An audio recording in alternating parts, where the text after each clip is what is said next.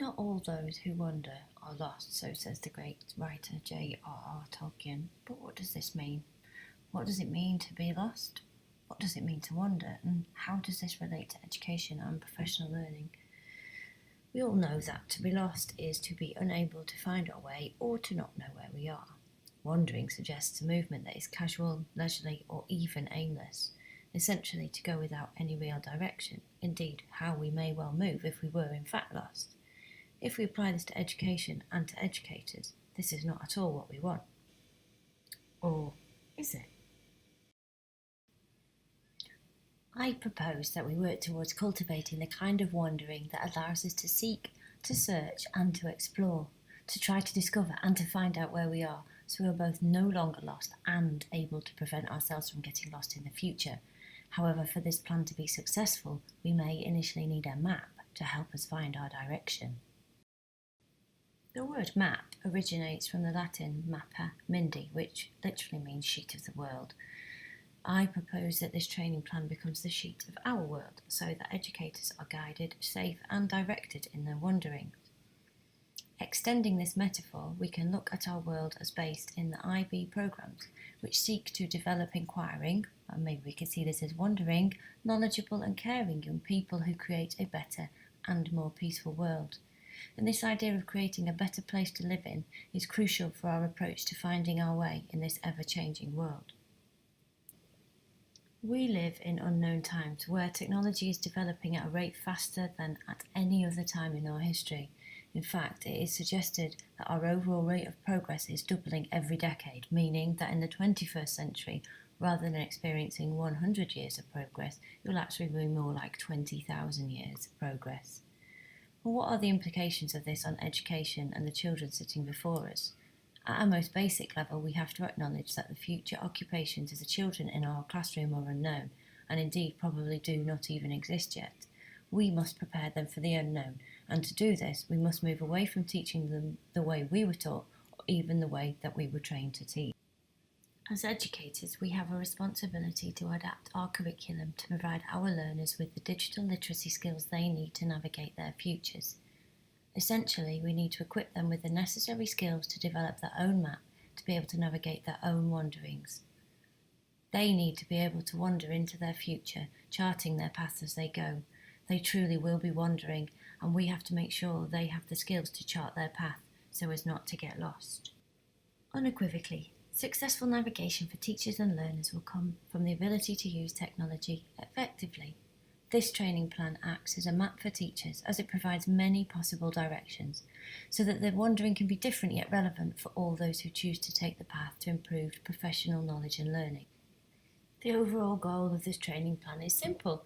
It seeks to empower teachers to increase student engagement and interest by leveraging digital technologies to personalise learning.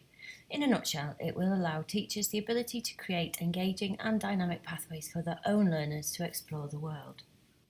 As a district, we are blessed with being able to deliver a conceptual approach to learning through the IBO programmes, which at its heart cultivate inquiring learners who must forge their own learning paths. In our schools, we are also privileged to have at our disposal the power of technology. Pedagogically and technologically, we literally have the world at our fingertips. We're able to develop and enhance inquiry-based learning that allows our students to figure out the world for themselves. That is, if we as educators are equipped with the ability to harness its potential, and if we as educators are not wandering and lost. And this is crucial, because all the technology in the world won't make a difference if educators don't know how to leverage it for deeper learning.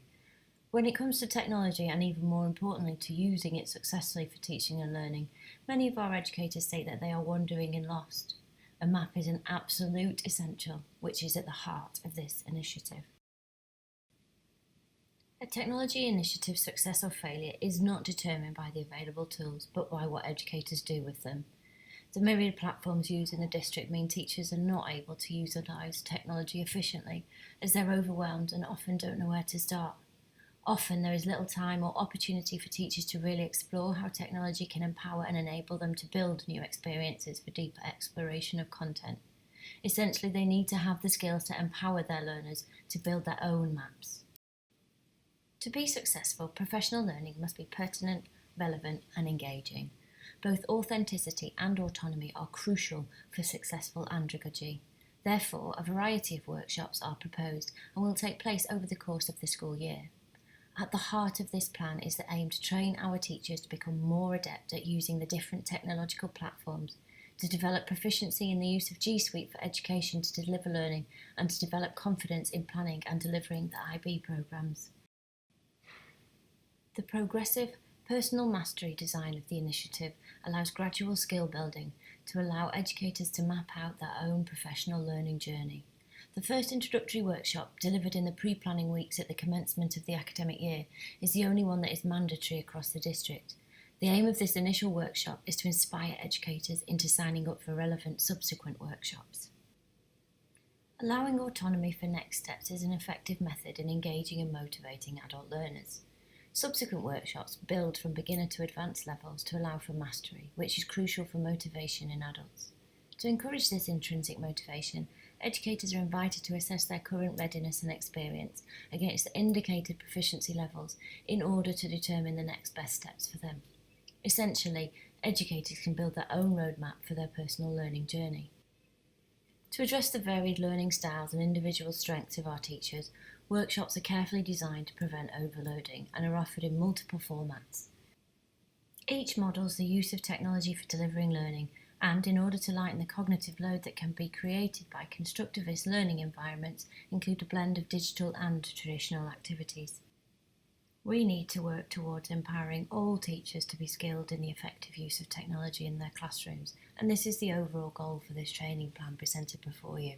Unequivocally, educators must endeavour to remain current, not only in terms of the content of their curriculum, but also in emerging pedagogies and technologies, and that means working together to develop a shared vision for how technology can support learning within the district. Success will come from efforts that are organisation-wide and that seek to install and make permanent a climate in which there is a drive by all for continuous improvement. Our vision should develop from the collaborative voices, goals and values of all stakeholders. The mission of the district to empower all to challenge what is possible, stay curious, visualise their own future and master the skills and attitudes to make a difference should extend into professional learning to allow staff to develop into mentor coaches in both the use of technology and the pedagogical approaches underpinning the curriculum needs. Implementation of this training plan will work towards supporting teachers in creating, sharing and developing inquiry and concept-based units of work. It will prevent them from wandering lost. Finally, consider now another great poem, this time by Frost, who shows us the value of choice. He presents us with two paths that were equally viable options and are worn out about the same.